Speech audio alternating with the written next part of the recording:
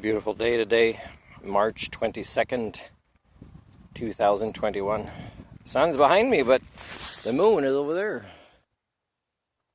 was coming out of the library today, and this lady had seen me ride around town here with my bicycle, and she got a chance to tell me how she likes the colors and stuff. She said it's very noticeable, but the colors aren't like reflective like my jacket is. But yeah, I mean, people look at the colors so much, sometimes they might start heading towards it. That's a psychological flaw with things, right? Is you got to tell yourself that's a human being, you know. It deserves much more than a meter or a meter and a half, especially when the speed between that human being and my lethal weapon, a vehicle, is so far apart. So yeah, I was telling people, and this is Captain of Accountability number 5. I was telling in another blog that I could make a perfect, TED talk where I practice and there's an audience and I'm dressing nice and there's, fancy big signs and a stage. And it doesn't make a difference with me because I'm talking about things that people are not the majority and may never be ready to participate in real dialogue about. And I can tell because I've posted so many things now, and you can tell from the lack of comments or the comments that this is pretty accurate. And I don't mind working with somebody or even working by myself if somebody really shows a genuine interest in some of the things I'm talking about and prepare a nicer one. That's fine. But, it's not an effort I need to put in. So right now I got a list and I'm going to go through it in a particular order. And it's probably going to be longer than it could be. But again, it doesn't make a difference, right? People don't want to pay attention to something they don't have a schema for, whether it's shortened or not, this dialogue. So years ago, I already told the Canada Revenue Agency, hey, you've got links to whether you encourage and force people to use this software or not, links to getting your taxes done for free. And do you know the source? There's a lot of time these call centers that have our social insurance number, our address, our private information, including income-related things, are in other countries. And of course, these companies get bought one by the other. So of course, even if you reference that the first link is the call center is in a country where, let's say, they're presently our allies, it doesn't mean the company is not going to get sold later.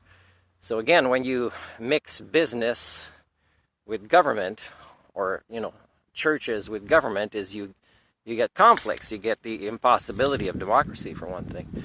So I sent an email directly to the politician that's top of the CRA right now, and I sent it on February 2nd. And then March 12th, I get a response. Oh, can you really provide us with your phone number, please? This was on March 12th, okay? And I sent mine on February 2nd. Unless this problem's already been resolved. And then I say, well, it hasn't been resolved. This is the first time I hear from you.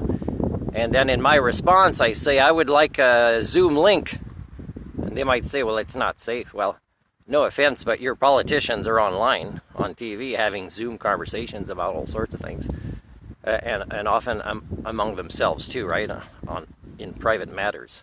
So, we know Zoom is not entirely safe, but when you live a transparent life like I do, I mean, you don't have to worry that much about that, right? You don't have like two faces to show people, one here, one here, one here. No, I'm just who I am all the time, 100% of the time, 24 hours a day. So it doesn't matter to me, but I mean, it matters that the CRA systems keep getting compromised, and they want to blame other people but the CRA or the politicians in charge. It's kind of silly. In this Zoom link that I want them to send me, I say, you must allow me to record it. And this is not a response I got so far. So let's say it takes 5 weeks. Maybe I'll get it, the third week of April. I don't know. But I haven't voted for a while. And the last few times I voted, let's say in the national elections, there was no suitable candidates. So I wrote on it, no suitable candidates. Now, if my voice matters, right, because democracy is about the people's voice, right, and every voice should count, right? So I could reference Elections Canada and say, hey, remember that year when I voted, can you give me a printout of the ones that you had to discard that might have had comments on it. And then they may or may not say that they kept track of it, but they should say, and that's a way that people can exercise their democracy, is they could actually petition and say there's no suitable candidates. So we don't want this election to take place in a few weeks because there's nobody that actually will do what needs to be done with the CRA, the cleaning up the RCMP stuff, the military stuff, because a politician that needs to do this can't do it alone. And of course, there's no political party that would do this because they'd have to admit that one of their own from the past or currently has facilitated this stuff. Who wants to do this in politics? It's all about points, right? So again, the way that I can exercise my voice in a country that just fakes democracy is to have done that years ago, is to say there's no suitable candidates. If there was, believe me, I'd hear about it in the news. And you might not think this would happen in Canada, but if there was a candidate that would deserve my vote, chances are they would be disappearing or assassinated within the first year because they'd be so far from the norm. People would say, holy crap, what's wrong with this guy? And of course, I know they have a human operating system, right? They actually want to do the governing. So that's all I can tell you about that. I mean, there's many flaws. I mean, the Canadian Chart of Human Rights, I mean, politicians, not just the RCMP or the military, they violate those things all the time. So if you can't count on them, and you can't count on them having a stronger voice to what's happening in other countries like Myanmar, then you're kind of wasting your time. I mean, they're all the same. There's no real difference in the political parties in Canada. They all shy away from the real responsibility of governing as things continue to get worse. And people say, Martin, what do you stand for? What do you fight against? Well, I fight against ignorance. That's why I don't want to be in a lot of conversations that are below that, such as racism, because racism is just one form of ignorance. I want to talk about the topic of ignorance. And of course, I'm not going to fight ignorance with violence, because that's ignorance. And when you develop a good balance of human thinking tools, you don't need to get to that level either. You're just contradicting yourself. So, okay, I finished with number 2. I'm going to go to number 3. Okay, I did that. Number 4. Stay with me here. 2017, I go to try to volunteer, although I hadn't confirmed that they would allow me in Florida at a place called the Venus Project. So this was at the beginning of, Trump being very popular, including with customs agents. So I don't think it was the one, I'd have to look at my records, Thousand Island Bridge. I think it was the one next to it. And I happen to have the shorter guy there, right? And who needed to prove himself as a tough guy. So he was pretty short. And everybody else seemed tougher than him, but he was acting really tough. But I was nice with him because I could see in his eyes that he was becoming more sympathetic to me. But I didn't like that Canada sells our rights away to the U.S. Because, for example, the U.S., all it takes is somebody like Trump to get voted into, and they have so much more access to our data, including what you saw in the news today with the CRA, but also a lot of other things, like in our phones. And it takes just one mistake in democracy, like Trump getting voted in and turning that information against us. So there's no concept of allies or enemies of a country when everybody suffers from the same thing, and you can't count on contracts. For example, that Canada is a country that still does business with China, that will sign contracts after arguing a lot to know that they are going to plan to violate those contracts. I mean, you can ask foreign teachers about the contracts and what happens when they actually get there. I mean, when there's a majority of a culture's tendency to break contracts, I mean, you kind of, and these are the elites, right? These are the people in charge. They're not necessarily the norm of everybody that's there. But when people there, again, are, hiding in the shadows and they're not arguing, well, they're part of the problem. And because the majority is doing this, they're worse than the big people in charge, because they're just sick, right? They can't think properly for the future of their own.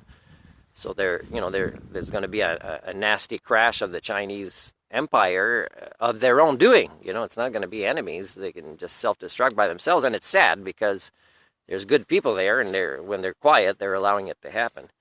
So when I went to volunteer, I had a smart car, with a set up for camping and everything, and they eventually gave me the reason when they turned me around that they thought I was going to illegally immigrate to the United States. And I was starting to get pissed off at that point. I said, really? You seriously think that I want to?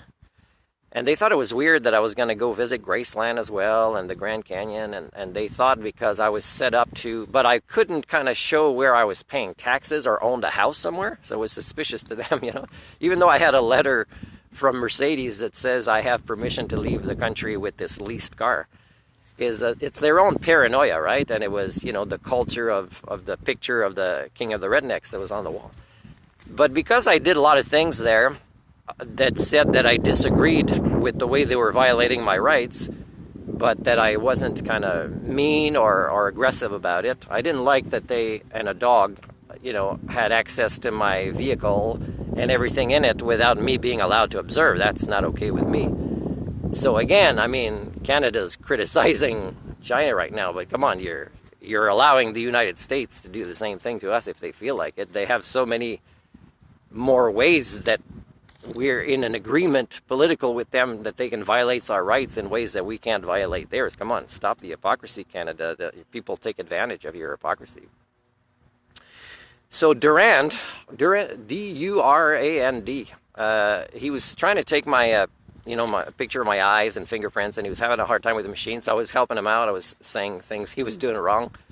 And, things like that, it turns out that he softened up, So when he was outside, he was the one, because he had started with me outside, that turned me around and brought me back to my car and said, we're refusing you today. You can't try again today, but you can try again tomorrow, either here or a different place. And so he shook my hand. You could tell he was a nice guy, and he felt bad. But the thing is he was conforming to the testosterone in there that had no reason. There was no common sense to it. So again, it's sad, right? These borders, these tribe versus tribe mentality nonsense. Okay, I'm going to get to the next point. Stay with me, people. Stay with me. Almost finished. So here's a country that I would respect, because, a lot of things I say, it's not just Canada. This is just where by bad luck, I was born as a baby here, and this is where I accumulated the most discrimination. And it's not the worst in the world. I could have been born in a country that would have been worse or better, but this is the one that I know the most about, that I'm documenting. But Canada is like other countries, it's only going to get my respect if it does something that reflects being sapient and sentient, right? In its cultural norms, including the governing elites. And that includes, for example, Canada is a country that is sold or given, I'm not sure, you can do the research about it, whether it was sold or given, but weapons to other countries, as part of, agreements or manipulation for balances of power. So a lot of these weapons, generations sometimes later, are being used in ways that were not intended. So until a country and, a political party that wants me to vote for them does something like buys back these weapons and then destroys them, then I can't respect, that country as if it's a country that's even come close to achieving a stable proto-civilization. And that's me using my human standards. You don't have to use the same. And I don't own a house, and I don't own property, and I think it's crazy to think we can own land over other species anyways, but if I did, I'd be very clear that I'm leasing it, and that it'll be donated in some way later on for hopefully the same purpose of educating people, like an outdoor school or a wellness center or something like that. So I'm just going to press pause here so I finish with a nice conclusion. Okay, it's still recording, good. So for me to be human, because I was born with human DNA, right? So for me to, let's say, become rich as a human, I'd have to develop a good variety of human thinking tools, accumulate a lot, and have them be strong, dependable, resilient. And in this way, I'm the richest person I know. So, but people have the flaw of thinking life is a monopoly game, and it's an elitist game, and it's a war game, and that's why I document my research and the vlogs that I offer to you that nobody wants to participate in conversations about as my search for the elusive Homo sapien. So it's pretty sad for me. So I'm not going to vote or be very political. So the only thing I can do as somebody who's very rich in human thinking tools, because that's what my DNA intended for me to be, I didn't betray whether you think it's a creator or evolution. I actually did what I was supposed to do, is until there's a political party that is worth it, then the way I will exercise my own democracy is freedom of speech, right? And you can have the most respectable people in your communities or in your political parties be in a conversation with me, and it's not going to take long, either before, during, or after, that there's going to be a preemptive strikes, right? They will hurt my reputation. They will do things to kind of create more barriers for me to overcome in society. For example, just these things that I post, and I've posted my videos from Captain Accountability and Dr. Humanix on my Facebook with my name. Now, there are companies that are very high up that can actually include in their budget this software analytics that checks to see the themes that people talk about. But the themes that I talk about and how to evaluate them, I can tell by the lack of intelligent conversation that there's no schemas for even these expert companies to put them in. So I don't know what category they would do if I was applying for a job that's higher up, and they would say, what kind of things has this guy been saying for years on Facebook? Well, I've never deleted anything that I wasn't proud of, so I don't have to worry in that way. But it doesn't mean that there wouldn't be a negative score for me on such a analytics type of software. When I was in Vietnam, I refused to act in a way the school that was actually a place I was supposed to be doing, because that was the agreement, organic type agriculture and farming, but they wanted to make use of me to apply for funding, just like in South Korea, to get funding for their school, but they were doing things in ways that I didn't agree with. So when I left there, I know that, I don't know if the person did it, but I know that Vietnam is one of the countries where, and I'm sure China does it too, that if an educator has human standards or ethics that they won't compromise, and they can afford to disagree and leave even if they have to pay their own plane ticket and their own hotels, and stop being supported by a school district that they believe is doing more harm than good to their own kids, then I believe that, there is a list, and that you would get on that list where if companies that you might want to reapply to in that country does a search, if they bother. But the people that hire, they're like car salesmen, so they don't really always do all the T's and the dots. Like in China, when I said, with all my research, dozens of interviews and offers, but I never went, because for me the red flags were overwhelmingly obvious. There's no way I'm going there to fail and then be treated in whatever way, even by the people that in the shadows or in the hallways say I'm on your side, but in the conference rooms they would not be on my side. Well, that kind of stuff is, I've had enough all my life in Canada. I don't need to go to another country to be a victim of that again. So what I want to say is, again, it's pretty obvious to me where Canadian culture and most cultures are heading. And I can tell in many ways that it's not going to deviate, and that I was born at a time where these social forces, the momentum of it was too late. So the purpose of my life is exercise my democracy in a way that will say things that should have already been said before I was born, really, way before I was born. And to try to leave behind a blueprint of how to maybe function in the upcoming societies that will restart in a way that will not be repeating these cycles of crashing proto-civilizations. And of course, without collaborations of any kind, including people that are higher up in power, that might do a 180 and say, holy crap, Martin, I'm going to become unpopular, but I agree with you, and it's not about popularity, it's about doing what our DNA says. I know my progress will be limited in my lifetime, but I'll still die knowing I've achieved things as a human being that most other people have not achieved. So I can say again to you here, with the lack of comments that I'll be getting, is that you are a very silly Homo communia, which is the name of your species.